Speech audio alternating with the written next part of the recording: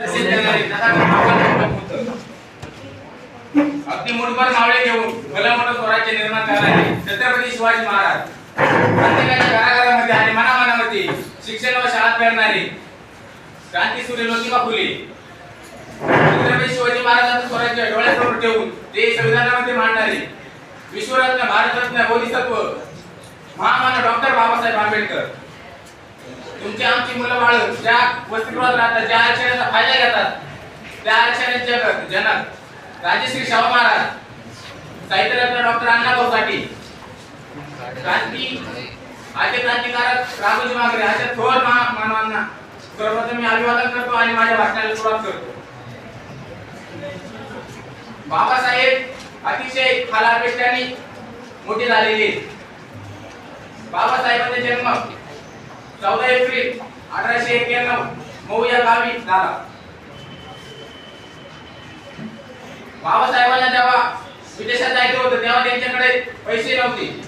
राजश्री शाहू महाराजांनी त्यांना शिष्यवृत्तीतर्फे त्यांना पैसे दिलेले.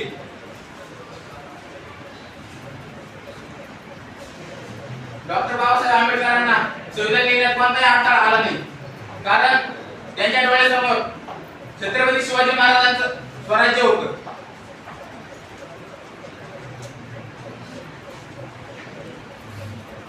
जानेवारी 1950 रोजी संविधान सभेत 284 सदस्यांनी त्याच्यावर स्वाक्षरी केली संविधानावर आणि 26 जानेवारी 1950 रोजी हे संविधान लागू झालं.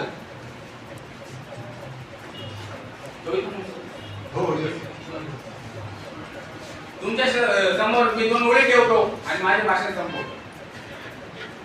समाजात मिळत नव्हते आम्हाला माणूस म्हणून स्थान, एक दलितानेच लिहिले या भारत देशाचे संविधान. अस्पृश्य म्हणून केला दलितांचा त्यांनी छळ, भीम नावाचं वादळ पाहून शरीरात आलं बळ.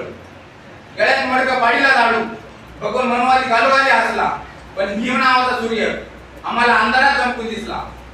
आज उंचावायला लागली मान, आज उंचावायला लागली आमची या समाजात मान, एक दलितानेच लिहिलं या भारत देशाचं संविधान. शिकण्याचा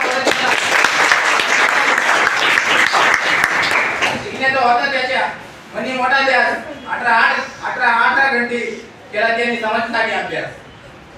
शुद्ध म्हणून केस कापायला देत होते मनवादी नकार, या भारत देशाला दिला त्यांनी लोकशाहीचा आकार.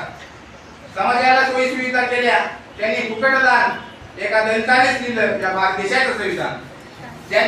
ज्यांच्या अंगी होती